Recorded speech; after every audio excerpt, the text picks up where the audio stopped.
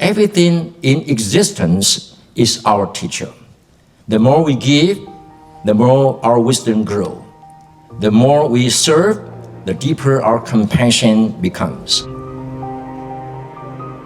So we're at Harvard Divinity School, we're in Swartz Hall, and we're here today for an intercultural colloquium on spiritual care. We're focusing on spiritual care for culturally Chinese populations. It is an honor to join you today at this meaningful colloquium to discuss compassion, altruism, and spiritual healing. This is first time with Harvard Divinity School. I think the spiritual caring is about the how to return to the inner peace and the outer balance as well, because everything is interconnected. It is about presence, connection, and the ways we bear witness to the unfolding of life. Spiritual care encompasses a discipline of embodied practice, intentional presence, collaborative meaning-making, and engaged attunement. A lot of what we're talking about here at this conference is what we call secular spaces, secular contexts, such as chaplaincy or higher education.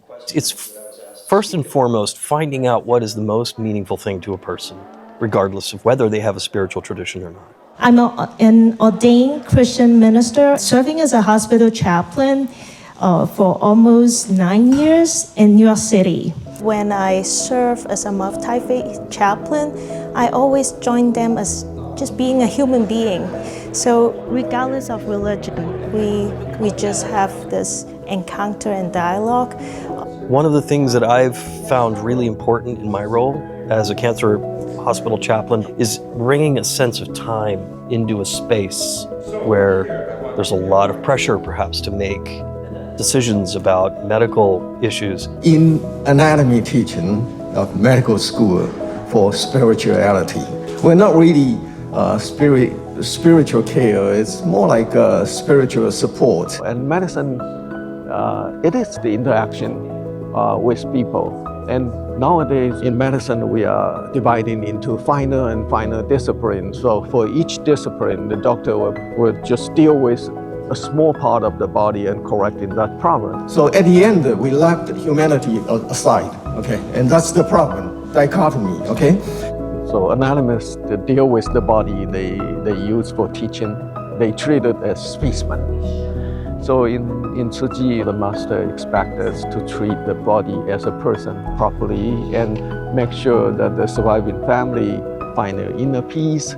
And in this process, our students appreciate more, and the student accompany the surviving family to sort of walk through the last stretch layer of their loved one's life.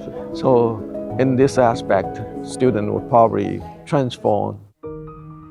Since its founding, Tzu Chi has upheld the spirit of compassion, loving kindness, joy, and equanimity, integrating Buddhist teachings into daily life. We emphasize on compassionate action to support the needy people. So through helping others, we'll be able to transcend our spirit and escalate our value. So I think it's a good idea if we can have a program that emphasizes on Buddhist compassion and altruism and spiritual caring.